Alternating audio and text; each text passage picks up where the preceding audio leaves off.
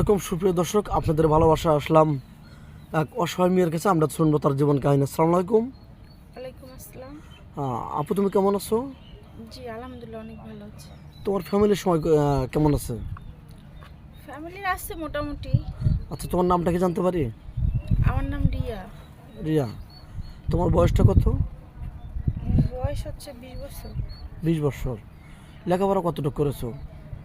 লেখাপড়া করতে পারি নাই, এই তো 8 পর্যন্ত। 8 পাস। আচ্ছা, তোমার ফ্যামিলিতে কে কে আছে? ফ্যামিলিতে আমার মা আর আমার ভাই বোন আছে, আর কেউ নেই। বাবা নাই? না, বাবা নেই। বাবা কি হয়েছিল জানতে পারি? বাবা ছোটবেলায় মারা গেছে। ও আচ্ছা, তাহলে তোমাদের জীবনযাপন বা সংসারটা কিভাবে চলছে? সংসারে যে মা আর কি আমাদের টুকটাক আর কি হালকা পাতলা জমি আছে, ওগুলাই লাড়াচাড়া করে, ওই পরের বাড়ি কাজ করে করে খাই। খুব কষ্ট করে দিন যাচ্ছে। জি। আচ্ছা, তুমি পড়াশোনা কেন করলে না? মানে 8 পাস করছো, অনেক সুন্দর চেহারা তোমার। পড়াশোনা এই তো অভাবের কারণে করতে পারলাম না। এখন ঢাকায় চলে আসছি, দেখি চাকরি বাকরি নিতে পারি নাকি। তো তো এখন সামনে ঈদও চলে আসছে, চাকরি নেওয়ারও কোনো ক্যাপাসিটি নাই। ও আচ্ছা, বুঝতে পারছি। মানে তোমার চিন্তাধারা আসলে পড়াশোনার জন্য, কিন্তু তোমার অ্যাবিলিটি ওরকম নেই, এই জন্য পড়াশোনা করতে পারো নাই না। দরিদ্রতার কারণে, রাইট জি। কিনা? এই জন্য তুমি ঢাকা আসছিলে যে কিছু করার মতো, মানে নিজের পায়ে দাঁড়ান যায় কিনা, এরকম নিজের একটা পায়ে চেষ্টার জন্য দাঁড়ানোর আসছিলে না। কিন্তু ঈদের সামনে তো কোনো চাকরি হবে না, না। আমি যা দেখি, যা ভাবি। তো এখন তোমার কি করার ইচ্ছা? তুমি কি চাচ্ছ? একটা মনের মানুষ চাচ্ছ, নাকি মানুষের দ্বারা একটু হেল্প চাচ্ছ, সহযোগিতা চাচ্ছ, কোনটা?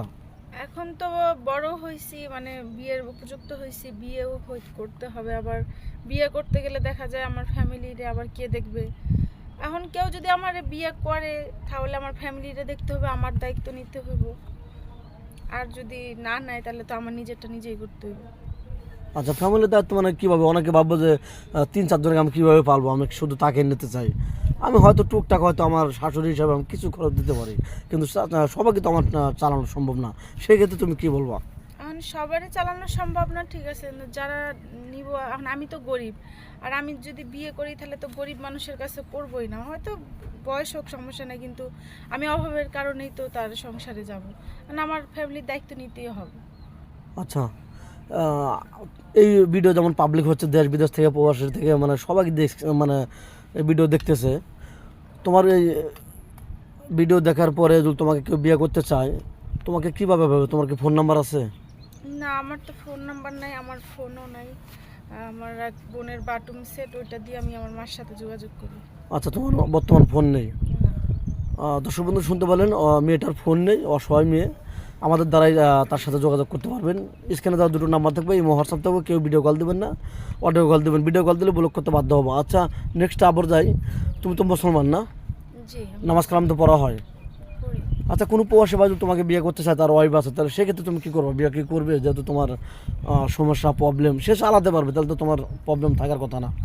না, আমি ওয়াইফ থাকলে বিয়ে করব না। যদি ওয়াইফ মইরা যায় বা ওয়াইফ চইলা যায় তাহলে করা যাবে, কারণ আমার তো এমনি কষ্টের জীবন, আবার আরেকজনের কাছে গেলে তো তখন আরো কষ্টের যদি সে চালাতে পারে তাহলে? না, বউ থাকলে চলবে না। বউ চলে গেলে বা মইরা গেছে এরকম হলে বয়স হোক, সমস্যা নেই। আচ্ছা, ধরো বউ মারা গেছে, তোমাকে বিয়ে করে দেশে রেখে গেল, তুমি কি কোনো পরকে লিপ্ত হবা? পরকীয়া নিতে হবে কিন্তু কিসের জন্য? আমি যদি সব কিছু পাই তার কাছ থেকে, সে যদি ভরণ পোষণ সব দায়িত্ব নেয়, তাহলে তো প্রশ্নই আসে না। তোমার কি সিঙ্গেল ফ্যামিলি পছন্দ, নাকি যৌথ ফ্যামিলি পছন্দ? ফ্যামিলি যেটাই হোক, ফ্যামিলির সাথে তো না, মানুষের সুখ জিনিসটাই বড় জিনিস। সে যদি আমরা সুখে রাখতে পারে, তার ফ্যামিলির সাথে আমার মাইনা খেতে তো সমস্যা নেই। তো যাই হোক, আমরা স্কিপ না বাড়াই। তো মেয়েটার ভিডিও দেখলেন, এবং মেয়েটা অনেক অনাথ, এর জন্য আমাদের ভিডিওর সামনে আসছে কিছু হেল্পের জন্য, না হলে তার একটু ভালো একটা স্বামীর জন্য। তো ভালো থাকবেন, সুস্থ থাকবেন, এই বলে শেষ করছি। আল্লাহ হাফেজ।